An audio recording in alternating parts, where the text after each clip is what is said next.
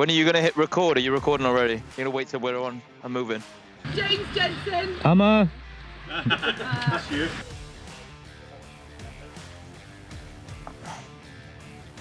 I'm very interested in whether this TFT display is a bit of an upgrade for the...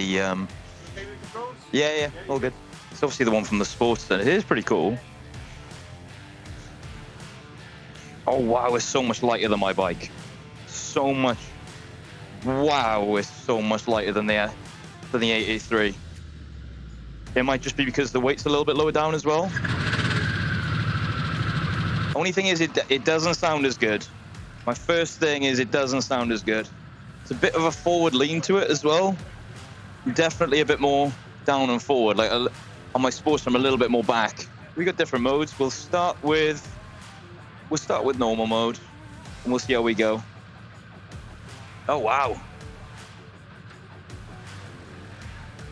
there's a lot on this, and you got Bluetooth as well. So I'm guessing you can use maps and that if you've got it all connected. That's going to take some getting used to. They've got the old, the metric style indicators on one side, traction control on and off on that side. Ugh. Okay, the gear change feels a little bit soft, is the best way to describe it. It feels more like a Kawasaki Ninja or something. That's the only way I can describe it.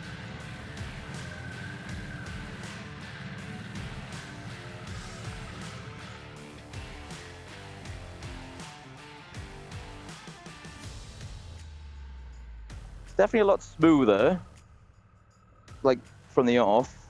I like these bar end mirrors as well.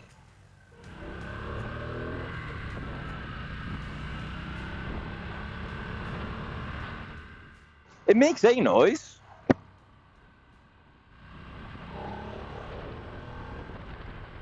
It's quite a nice noise as well. I mean, it's not V-twin Harley typical noise, but it's quite nice in a different sort of way. It's got none of that notch, I just pressed the accelerator properly for the first time in gear, and definitely get more of a throwback kind of feel.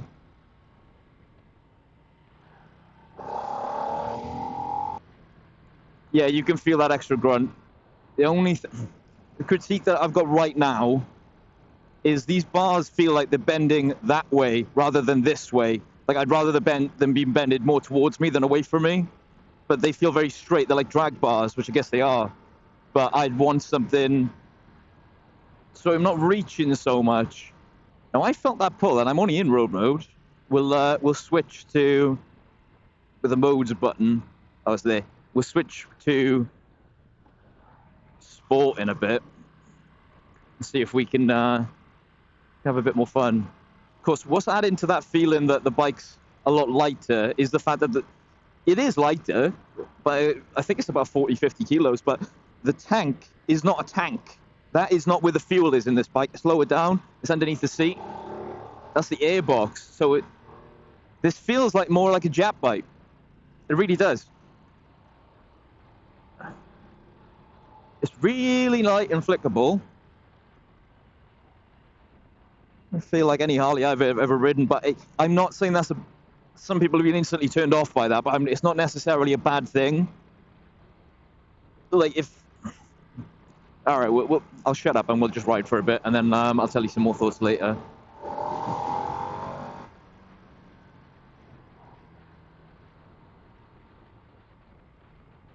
They've definitely chosen the right place to do this. This part of Wales and further afield up into Brecon, up in that direction, is definitely a beautiful place to ride. Roads are nice. Traffic's not too heavy. Do you know what? I'm so used to like a delayed turn-in from the Sportster, or more effort into the turn-in. Like this, just it wants to go over, and I don't mean fall over. I mean it wants to turn. It wants to lean. I don't know what the lean angles are. I'll have to look when I get back, but it definitely wants to. get into those little twisties and stuff. When I was doing my big boy license, I rode, it's effortless. When I was doing my big boy license, I rode a Ninja 650 Kawasaki. And obviously, the first big bike that I owned was a Harley-Davidson Sportster. This feels more like the 650. Sounds more like the 650. It goes more like the 650. And it handles more like the 650. Although this actually feels lighter. Despite being a 975. It feels lighter than a 650 Ninja Kawasaki, definitely. It has more oomph and it feels like it as well. So, I guess if you want to get into bikes and you're more of a sport bikes kind of rider, but you just want a Harley, this might be the ideal thing. Because you're gonna feel kind of at home as if you're still on the sportier bikes, but you still got, it is a Harley. So we're riding in road mode at the moment. I'll go through all the modes in a second. I'll put it in rain mode and see if it feels sluggish and whatnot. But a lot of people give a lot of feedback on these that the throttle is really snatchy. I'm not really feeling that right now. I think it's very progressive. Oh, we're turning right. We're going to get some of the other A roads, I guess. So hopefully we'll get the chance to go a little bit faster. Just going to pop it in rain mode. I can't get over how light this is. Literally cannot get over how light this bike is.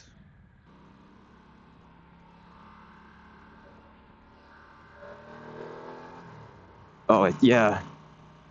It feels a little bit more... Oh, it can lean, though. It definitely feels more muted. And I don't mean sound, I mean acceleration-wise. I mean, I guess it's still there, but it's... Yeah, it might be because I'm riding it... I rode it in road mode first, but it definitely feels a little bit sluggish now.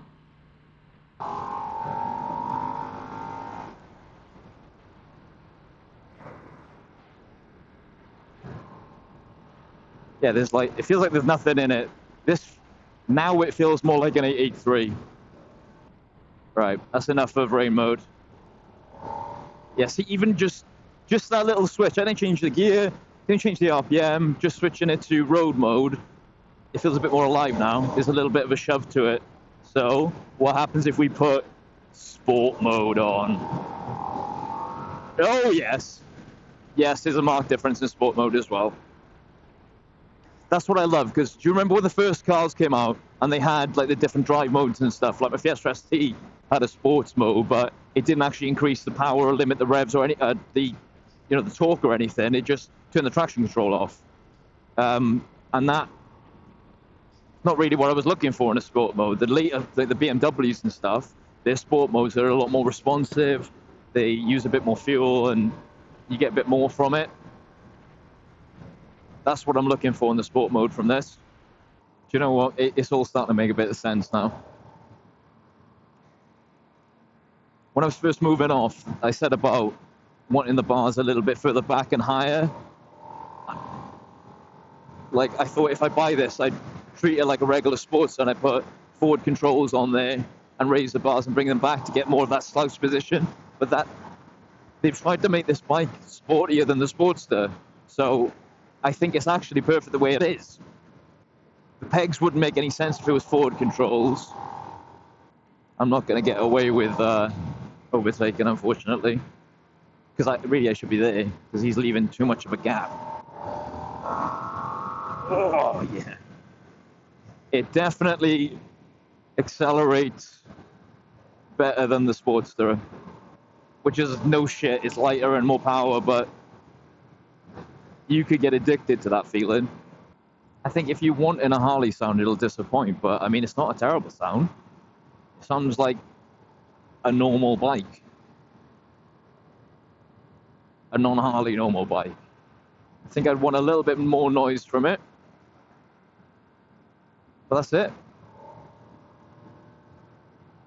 God, you could literally pretend you're in Sons of Anarchy right now, couldn't we? If we were going a little bit faster, but this douche obviously only wants to do 60 miles an hour.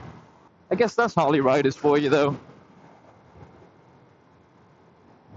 Most people on Harleys just want to go slow. Brakes feel good. Clutch is a little... Like, I'll probably adjust that. Bring it in a little bit, that's it. Damn. I think you can make this bike sound really angry if you wanted to. With a little exhaust pipe. Yeah, the brakes are effortless. Like mine, you've really got to... They're quite heavy brakes. You've got to pull on them really hard to get anywhere. But this... Not so much. You could literally do it with one finger. Not really easily as well. And they feel like they have more grab. Yes, this is what it's about. The twisties.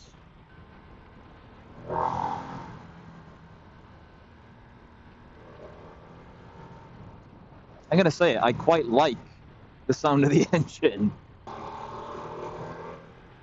This sounds raw and harsh in other ways.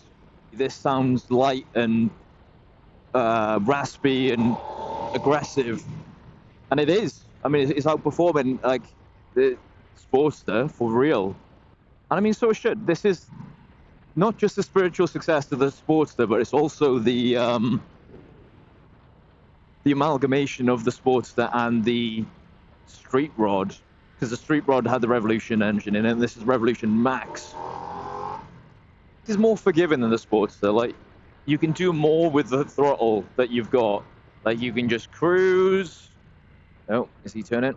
Thank fuck. Right, foot down. Let's go, mate. Let's go. Let's go. Let's go. That's it.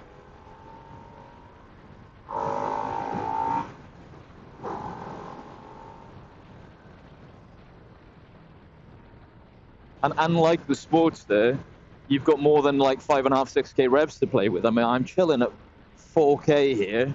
On my Sportster, I'm probably chilling at about 3.2. So this is naturally a bit higher revving and a little bit more forgiving because you've got that extra bit to play with. Of course, I'm going to be riding the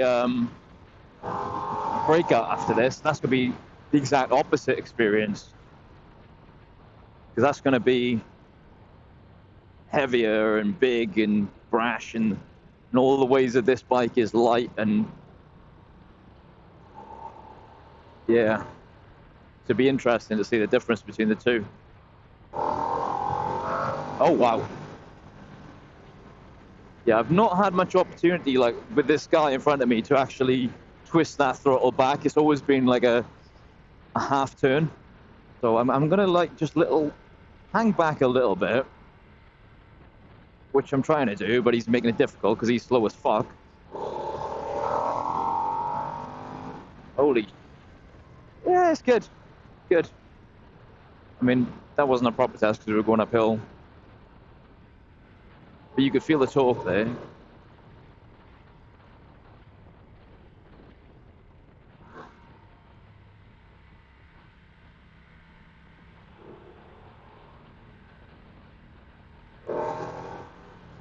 What a beautiful day it's become.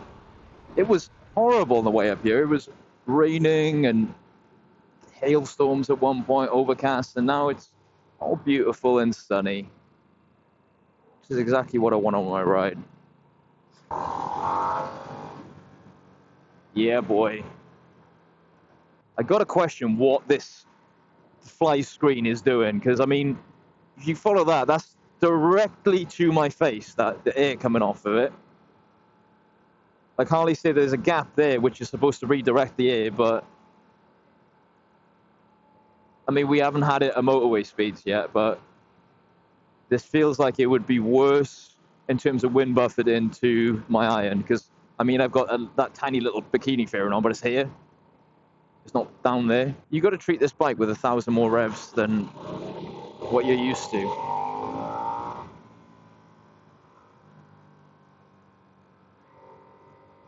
Right, I like that. So even when you, if you leave it in gear, look, and you rev really high, and you get back on the throttle, you don't get that, like, bucking that you get on some bikes. Like, this just wants to go again. It's cool with you revving the tits off it. and it's not going to complain about it. I reckon every guy in this convoy is like evaluating the rider in front of him and thinking about it, because they've got only that to focus on. So I'm thinking this guy's slow as fuck. The guy behind me is thinking, what is wrong with this guy? He's got ADHD or something. First of all, number one, yes, I do have ADHD. Number two, I'm just trying to get you grips to the power of the bike. Okay? That's why I'm speeding down and slowing up and accelerating like a madman. Also, I'm not using my fuel. Oh, I think I've got my high vis on. My high beam indicator's on. How did I do that? There you go, it's off. Oh, that's so fun. That is so fun on a way you just don't get on a Sportster. Oh man, look at this scenery.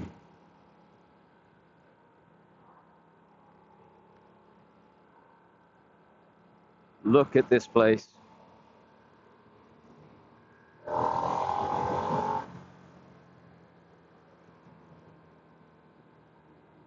I'm not sure if that's Penavan in the distance there. It looks like Penavan, but there's two peaks to Penavan. There's Corndu and then Penavan, so I can only see one. But it might be hiding the other, depending on the angle we're at. So either way, it's a big fucking mountain. It looks cool. Go, go, go, go, go, go, go, go, go. When you're riding a Sportster, that first gear is always a little bit, I don't know how to explain. It's almost like, you do. You need to, like, you can't just let the clutch go because it's, okay, he's saying go on. Yeah, with the Sportster, you can't just let the clutch go because it's really, like, jerky up to, you need to get it to, like, 2.5k RPM before it starts smoothing out. Not the case with this. When you don't have to feather as much, you can just go. And, of course, except for this horrible yellow tank, if this was black, it would look a lot like the Sportster. Like, the silhouette is there. I really like this screen as well. I'll be honest with you, I do like it. I don't know if I feel like if I got the regular Nightster without the screen, like, it's worth enough for the screen alone. I'll have to find out if you can, like, upgrade the Nightster to have the screen now or not, or whether it's cost effective to do so. But I think I would miss the screen if I bought one. So if the debate is, James, would you buy a Nightster or a Nightster Special? It'd be the Nightster Special because it's worth it for the extra couple of quid. If the debate is, would you swap your Sportster for one? I'm going to say it. Yeah, I would. I'd swap my 883 for this. It's not as expensive as this, but would I buy one of these? If I have the money for both and I was in the dealership, would I buy another 883 or would I buy this? I'd buy this. I really like it. And Harley purists watching this video right now, I've just lost like 50 subscribers from the Harley purists. I probably had applause from the sports bike riders that are somewhat interested in Harleys. They're probably like, yes, he's coming round. It's a cool bike, man. I like the way it goes. I like the way it corners. I like the way it stops. At the end of the day, that's what you want a bike for, isn't it? This, I haven't had a chance to play with properly yet, but seems really cool. Oh, can't use any of that whilst you're moving. Makes sense. What the fuck? The bike's cut out.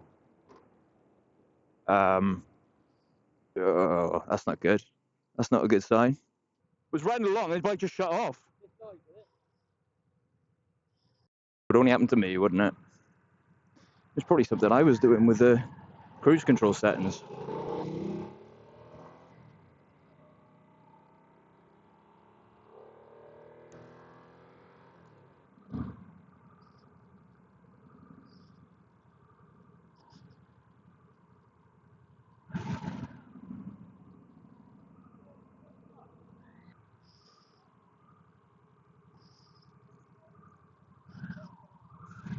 Whilst I was riding, it cut out on me. You broke it? I broke it. Apart from the broking it, did you like it? I loved it. I absolutely adored that. Totally, I don't know how to explain it. It feels like my bike, swapped with a Ninja 650. It's so much lighter.